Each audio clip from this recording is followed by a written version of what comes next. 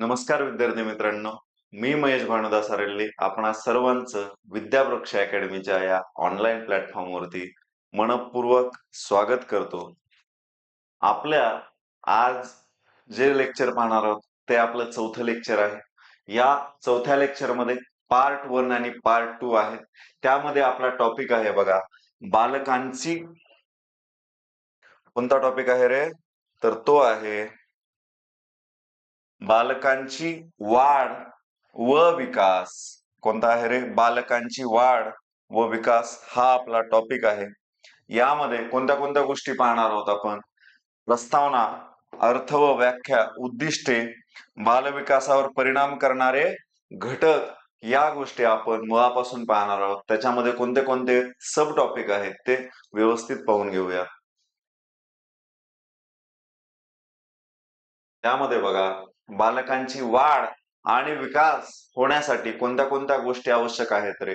पहिली गोष्ट आहे म्हणजे त्याच्यामध्ये सब टॉपिक आहे ते प्रस्तावना. वाढ म्हणजे काय, वाढीचे वैशिष्ट्ये, वाढीवर परिणाम करणारे घटक कोणते कोणते आहेत, विकास म्हणजे काय हे पण त्यामध्ये पाहणार आहोत. विकासाचे स्वरूप व तत्वे ह्या सुद्धा गोष्टी अभ्यासणार आहोत. विकासाच्या क्रमातील फरक ह्या सुद्धा गोष्टी बघणार आहोत आणि वाढ व विकासातील फरक हे सुद्धा पाहणार आहोत. तर आपण पहिलं पाहूयात, बालकांची वाढ आणि विकास म्हणजे काय. तर बघा, एखाद्या मुलाची बौद्धिक विकास होतो बौद्धिक विकास होतो पण त्या प्रमाणात शारीरिक विकास होतोयच असं नाही. म्हणून विशिष्ट वयानंतर व्यक्तीची शारीरिक वाढ थांबते पण विकास मात्र चालू असतो. याचा अर्थ वाढ आणि विकास बरोबरीने होत असेल तरी त्यात काय रे, फरक आहे. म्हणजे एखाद्या व्यक्तीची वाढ व्हायला परंतु त्याच्या मानसिक, शारीरिक, बौद्धिक, थोडक्यात बौद्धिक आणि मानसिक जर विकास होत नसेल तर त्याला वाढ समजली जाते का रे? बालमानसशास्त्रामध्ये अजिबात नाही. तर ते विकास होण्यासाठी आपल्याला काय प्रशिक्षण घ्यावं लागतं, तर ते पुढे पाहूयात. तर बघा, वाढ म्हणजे काय, का कशी होते रे वाढ? वाढ म्हणजे परिमाणात्मक मोजता येईल असा बदल. वाढ म्हणजे काय रे?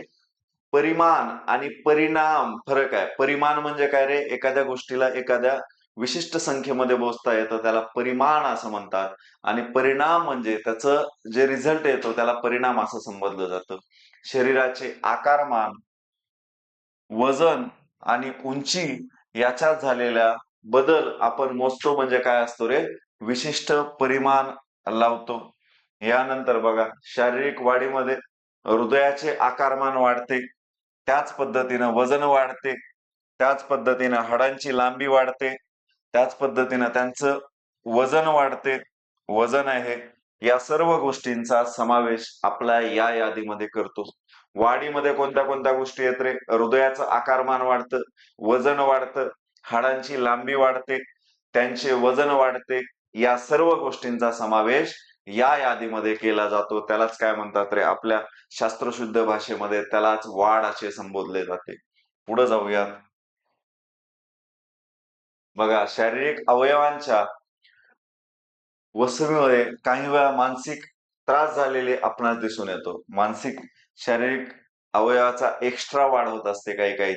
काहीचे कान मोठे असतात, काहीचं नाक मोठं असते, काहीचे डोळे मोठे असतात, काहीचे शरीराचा एखादा अवयव जो असतो, तुम्ही आता युट्यूबवर काही गोष्टी पाहता किंवा इंस्टाग्राम वरती पाहता तर काही काही अवयवांचा वेगवेगळ्या फरकाने वाढ होत असते. तर त्यांना लोक काय रे, तर त्या पद्धतीनं ती जी आहे तर त्याच्यावर मानसिक गोष्टीवर त्या गोष्टींचा परिणाम पडतो. वाढ ही संख्यात्मक असते. वाढ ही कसली असते रे? संख्यात्मक असते. खूप वेळेस प्रश्न पडलेला आहे बघा, वाढ ही संख्यात्मक असते. त्यानंतर बघा, शरीराचा आकार, वजन, अवयवांची लांबी, रुंदी यात होणारी वाढ किंवा प्रसरण याला काय म्हणतात? वाढ असे संबोधले जाते किंवा त्यालाच ग्रोथ असे म्हणतात. तर बघा, शरीराचा आकार, वजन, अवयवांची लांबी, रुंदी या गोष्टींमध्ये जो वाढ किंवा प्रसारण होते त्याला काय संबोधले जाते? आपल्या शास्त्रशुद्ध भाषेमध्ये वाढ असे संबोधले जाते. पुढे जाऊयात. वाढीचे तत्वे हे सुद्धा विचारलेले आहेत. एक एक तत्व आपण व्यवस्थितरित्या समजून घेऊता. वाढीचे तत्वे कोणते आहेत रे? वाढ ही कशी असते? संख्यात्मक असते. वाढ ही संख्यात्मक असते. महत्वाचा मुद्दा आहे. म्हणजे थोडक्यात काय रे, वाढीमध्ये काय होत असतं, वजन वाढतं, त्याच पद्धतीने उंची वाढते, त्याच पद्धतीनं मानसिकरित्या एखादी गोष्ट वाढू शकते किंवा बुद्धिमत्ता वाढते. तर वाढ ही कशी आहे रे? संख्यात्मक आहे. वजन आपण संख्येमध्ये मोजू शकतो, उंची आपण संख्येमध्ये मोजू शकतो, किंवा आपल्या नख जो असतो किंवा केस जे असते ते पण वाढतात बघा. तर ते कशामध्ये मोजू शकतो आपण? संख्येमध्ये मोजू शकतो. त्यामुळं वाढ ही कशी असते रे? वाढ ही संख्यात्मकरित्या मोजता येणारी गोष्ट आहे. त्यानंतर बघा, वाढ ही परिमाणात मोजता येते. परिणाम आणि परिमाण यातील फरक तुम्हाला मी मगाशीच सांगितला होता. वाढीमध्ये अनुवंशाचे कार्य दिसून येते. एखाद्या बघा आईची हाईट जास्त असते, त्यावेळेस त्याच्या मुलीची हाईट जास्त येते बघा. वडिलांची हाईट जास्त असल्यानंतर आपसूक मुलांची हाईट जास्त होते. किंवा एखाद्या थोडक्यात पालकांवर परिणाम होतो. म्हणजे पालक म्हणजे काय रे? अनुवंश होतं. अनुवंशामध्ये बघितलेलं आहे, आई वडिलांवर किती टक्के जातो मुलगा? 50%, 25%. आजी आजोबांवर 12.5%, म्हणजे पंजोबावर. आणि 12.5% कुणावर जातो रे? नातेवाईकांवर जातो. हे काय रे? हे टप्पे आहेत वाढीमध्ये किंवा अनुवंशामध्ये किती किती टक्के त्यांचा परिणाम पडतो. म्हणजे वाढीमध्ये अनुवंशाचा सुद्धा आपल्या परिणाम येतो. त्यानंतर बघा, वाढ ही विशिष्ट वयापर्यंत असते, म्हणजे मर्यादित असते. वाढ ही अमर्यादित आहे का रे? अजिबात नाही. तर वाढ ही कशी आहे? तर ती मर्यादित स्वरूपाची आहे. वाढ ही कशी आहे? तर मर्यादित स्वरूपाची आहे. म्हणजे समजा विशेषतः 20 वर्षापर्यंतच वाढ होऊ शकते. त्याच्यानंतर माणसाची हाईट वाढत नाही किंवा अवयवाचा हे वाढत नाही. थोडक्यात त्याच ह्याच्यामध्ये विकास होत असतो. म्हणून वाढ ही कशी असते? मर्यादित असते. यानंतर बघा, शारीरिक वाढ झाली म्हणजे विकास होतोच असा नाही. एखादा जरी शरीराने वाढलेला असेल तर त्याचा बुद्ध्यांक कमी असतो. म्हणजे शारीरिक वाढ झाली तरी त्याचा बौद्धिक विकास झालेला असेलच असं काहीही निश्चितपणे सांगता येत नाही. वाढ ही सर्वांगीण होत असते. वाढ ही कशी असते रे? सर्वांगीण असते. म्हणजे सगळ्याच गोष्टींमध्ये त्याचं वाढ झाली तर ती सर्वांगीण असते. बौद्धिक क्षमता वाढली पाहिजे, मानसिक क्षमता वाढली पाहिजे, किंवा आणखीन अशा गोष्टी वाढल्या पाहिजेत. म्हणजेच वाढ कशी असते रे? सर्वांगीण स्वरूपाची असते. त्यानंतर बघा, वाढीचा प्रारंभ मातेच्या उदरात गर्भधारणेपासून होत असतो. हा वाढीचा कशामध्ये रे? गर्भधारणेपासून होत असतो. वाढ ही एक परिमाणात्मक बदल आहे. काय आहे? वाढ ही परिमाणात्मक बदल आहे. सतत व हळूवार चालू असते. विशिष्ट वयात ती थांबते. सतत कायम सुरू असते, परंतु ती विशिष्ट वयापर्यंत काय रे? थांबलेली असते. वाढीचा वेग समान नसतो. वाढीचा वेग म्हणजे प्रत्येकाचा समान नसतो. तर प्रत्येकाचा कसा असतो रे? वेगवेगळा असतो वाढीचा वेग. जीवनाच्या प्रारंभीच्या काळात वाढीचा वेग कसा असतो रे? अधिक असतो. म्हणजे लहान मुलं तीव्रतेनं वाढत जातात, त्यांची हाईट जास्त वाढत जाते, किंवा आणखीन दुसऱ्या गोष्टी. तर त्यांची वाढ कशी असते रे? वाढ ही लहानपणी जास्त मोठ्या प्रमाणात वाढत असते. त्यामुळं हे पण एक वैशिष्ट्य आहे बघा वाढीचं. पुढे जाऊयात. बघा, वाढीवर परिणाम करणारे घटक कोणते आहेत रे? वाढीवर परिणाम करणारे घटक, तर त्यामध्ये सगळ्यात महत्वाचा आहे अन्न, दुसरा आहे व्यायाम, तिसरा आहे अनुवंश, चौथा आहे अंतरस्त्राव, आणि पाचवा आहे लिंग. तर पहिले एक एक टप्पा बघू. अन्नाचा रे, तर आपल्या शरीराला कर्बोदके, प्रोटीन्स, त्याच पद्धतीनं जीवनसत्वे ह्या गोष्टी पाहिजे असतील. तर त्यावेळेस शरीराची वाढ ही उत्तम प्रकारे होत असते. आणि त्यामुळेच काय रे? शरीर वाढते. त्यावेळेस कोणत्याही शरीराला तुम्ही 10 दिवस जेवण करू नका, तुमच्या बॉडीमध्ये फरक दिसतो. तर अशा पद्धतीने शरीराला वाढण्यासाठी कोणती आवश्यक गरज आहे रे? ती आहे अन्न. त्याच्यामध्ये बघा, प्रोटीन, विटॅमिन्स, कर्बोदके,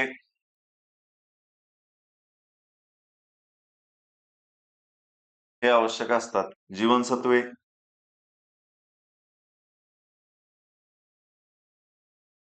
हे काय रे?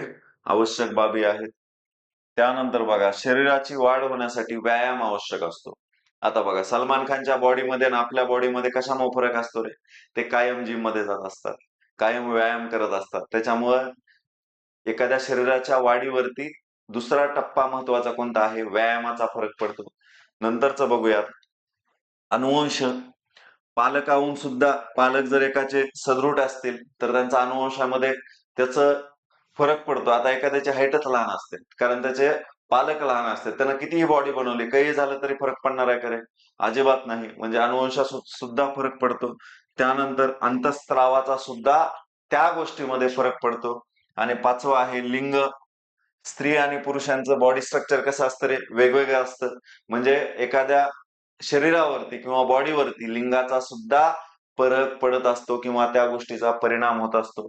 पुढे जाऊयात. आता बघा, विकास. विकासाला इंग्लिशमध्ये काय म्हणतात रे? डेव्हलपमेंट म्हणतात. विकासाची संकल्पना आपण पहिल्यांदा समजून घेऊ.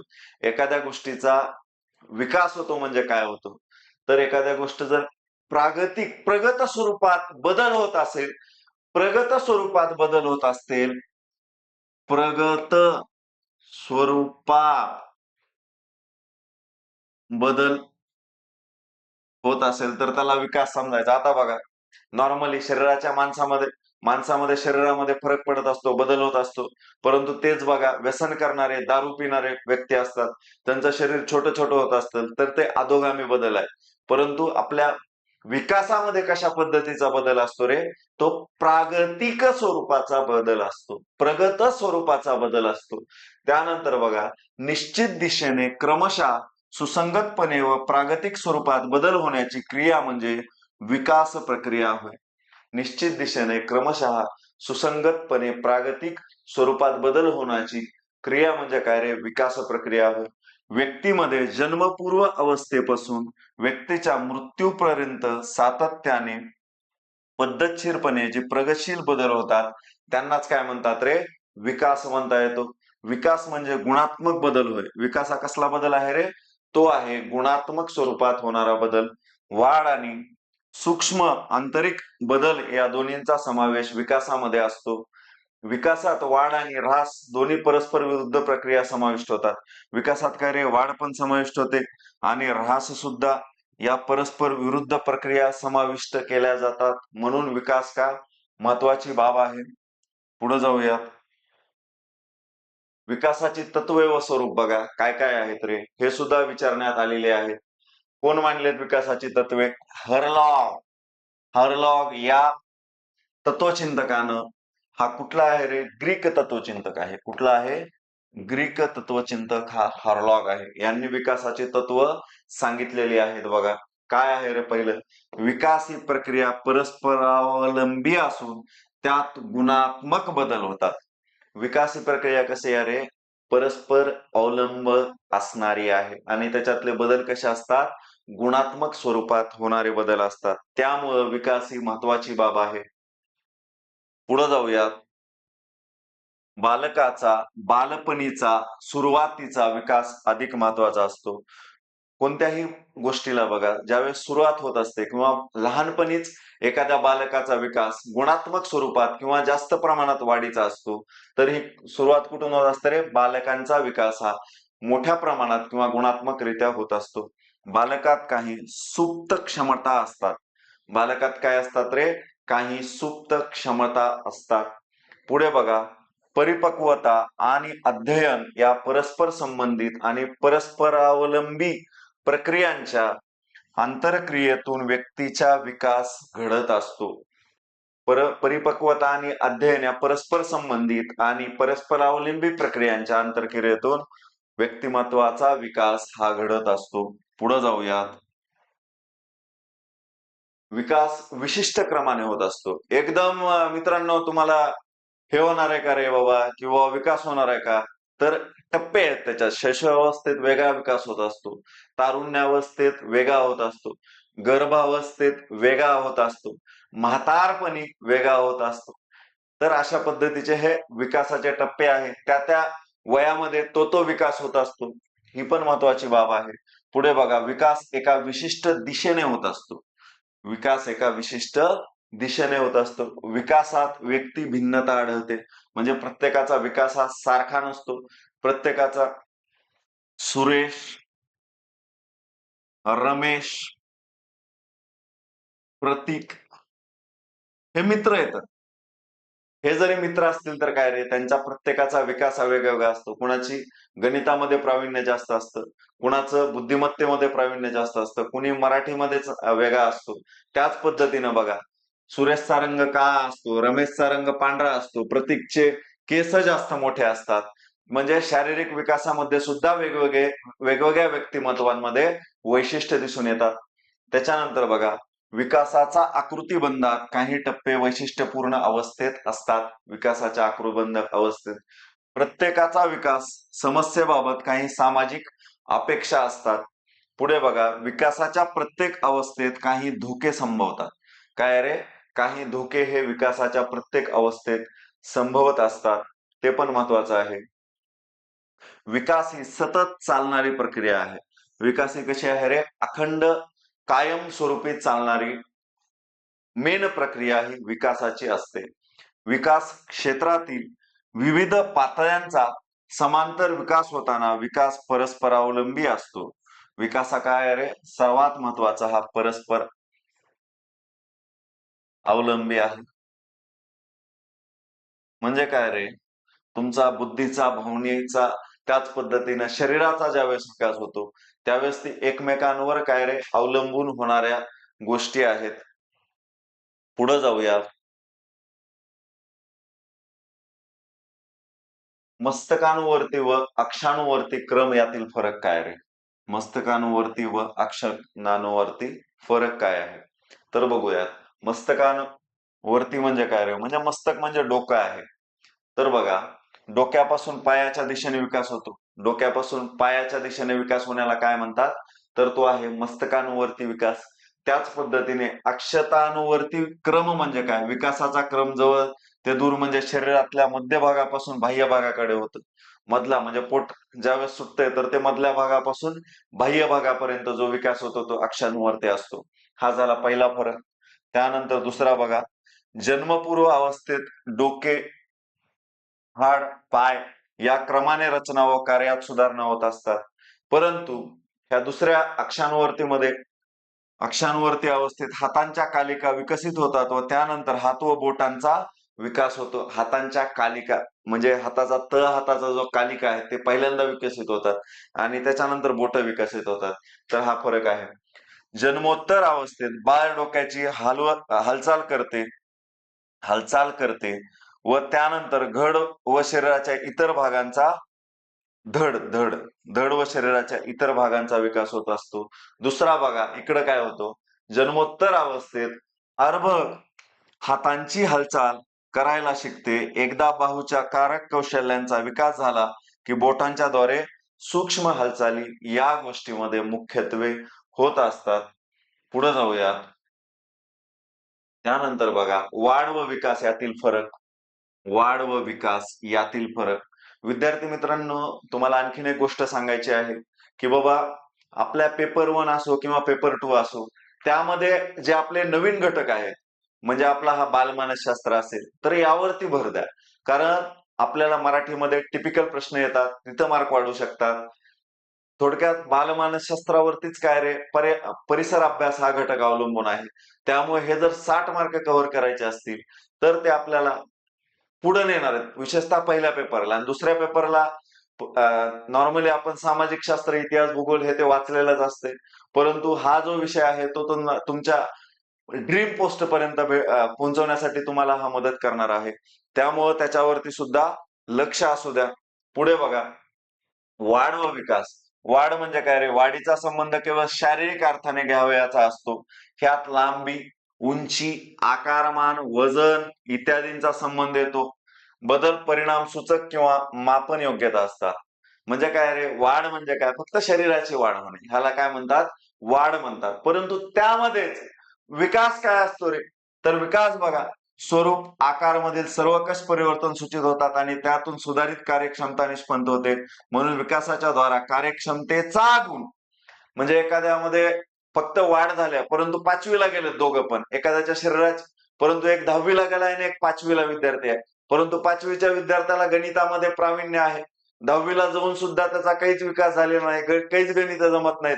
म्हणजे काय रे, त्याचा विकास झालेला नाही, त्याची फक्त काय झालेली आहे, वाढच झालेली आहे.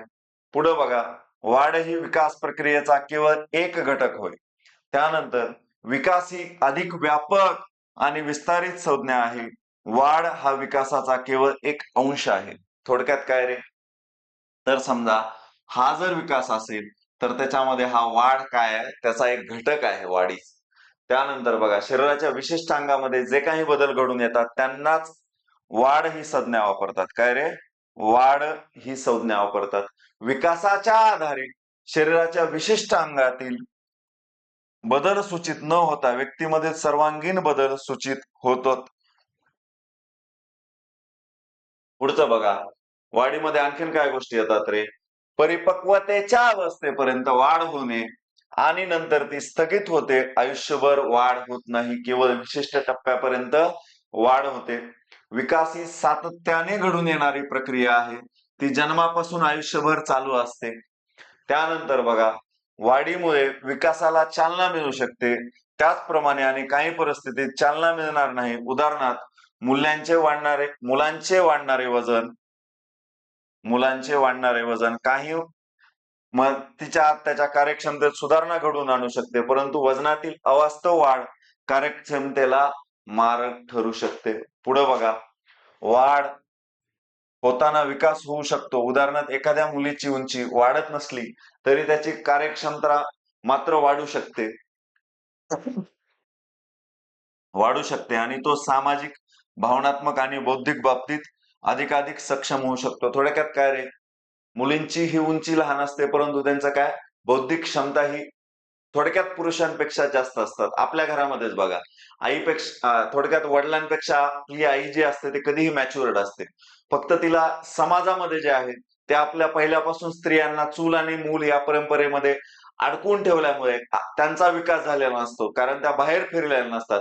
परंतु लक्षात ठेवा, पुरुषांपेक्षा बौद्धिक दृष्टिकोनातून कधीही स्त्रिया वरचढ असतात किंवा पुढे असतात. पुढे बघा, वाढ ही काय असते रे, संख्यात्मक असते आणि विकास काय असतो रे, विकास हा गुणात्मकरित्या समजला जातो. पुढे बघा, वाढ मोजता येते, परंतु विकासाचं काय रे, अचूक मापन करता येत नाही. अचूक मापन विकासाचं करता येत नाही. पुढे बघा, वाढीमध्ये अनुवंशाचे कार्य दिसते.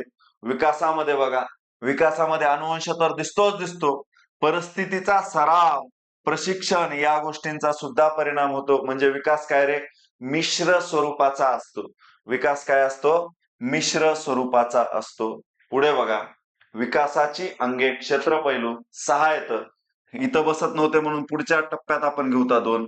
तर बघा, विकासाचे अंगे किंवा क्षेत्र पैलू कायम येणारा प्रश्न आहे. विकासाचे अंग व क्षेत्र पैलूंवरती काय रे, कायम 2 प्रश्न आलेले आहेत.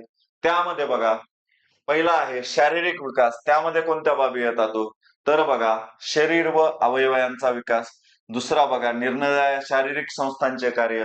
शारीरिक विकासाची गती व्यक्तिगत भिन्न असते. हा महत्वाचा मुद्दा आहे. शारीरिक विकासाची गती काय रे, व्यक्तिगत ही भिन्न भिन्न असते. पुढे बघा, कारक विकास.